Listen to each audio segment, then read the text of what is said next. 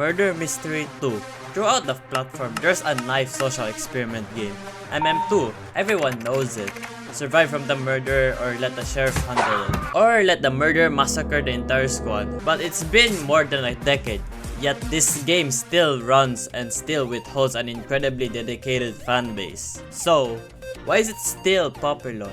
If you dislike the game, you probably state how boring it is, or it's kinda just pay to win due to the skins, or the core fanbase ruins it because, you know, teaming.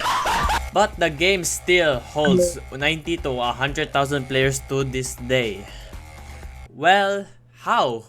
We have 4 factors that we can explain to this. Number 1, the simple but addictive game loop. This round creates the perfect mechanics of the game. 1 sheriff, 1 murderer, and the rest being innocent. How does this simple mechanic affect the game? Well, it's the players themselves. The players make the game super unpredictable. I mean, we have one player who's legit schizophrenic thinking who the murderer is, another one who's just chilling, and the sheriff just committed manslaughter on a random civilian on the spot. To further put into this factor, check some funny YouTube videos about MM2. You can tell the unpredictability and fun due to it, which entertain a lot of people. Moving on to the next one. Number 2, lack of competitions.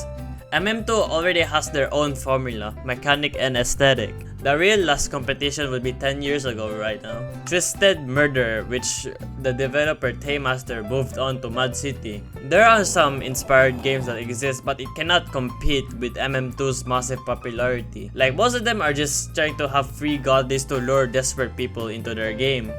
But that's just barely competition. MM2 has their own pace. I remember playing a similar game with that, but yeah, it got deleted afterwards. So yeah, moving on to the next part. Número 3. Shopping Cart Crash. Knife collecting and trading. Another prominent feature of MM2 is the value of our knives and guns. You already know how there's gonna be people collecting coins to fulfill their gambling addiction, and you already know that scamming can also be a legal way to earn knives. If you've been through games with skin mechanics and rarities, you obviously see the dedication of the players to get these knives. I mean, some even switch to black marketing to get those. Needing 1,000 coins just to unbox further feels the emotional attachment of skins.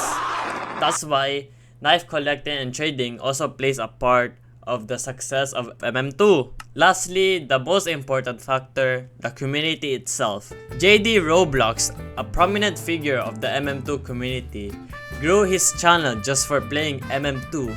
2 best friends grew their channel off of this game, which became extremely popular. Like, look at their most popular videos. Not gonna lie, the versatility of MM2 creates an endless stream of content from YouTube to TikTok. I mean, don't even get me started with those TikTok over edits, bro. As they have their own in-game trading economy, this game is also competitive, yet it's one of the great social hangout games on the platform. So, Murder Mystery 2 has outlived most of its competitors or even newer popular games. Not because it constantly reinvents itself, but because it doesn't have to. It's a simple game loop, unpredictability, and core mechanics give it infinite replayability. The lack of serious competition only makes it stand out more in the murder mystery genre. And you've got a system where every round and every knife matters. But the real secret sauce, the community. A passionate, creative, and sometimes chaotic group that keeps the game alive through content, trades, memes, and moments that make MM2 feel more like a culture than just a game. Well, with all that being said, hit that red button, and till you guys next time, see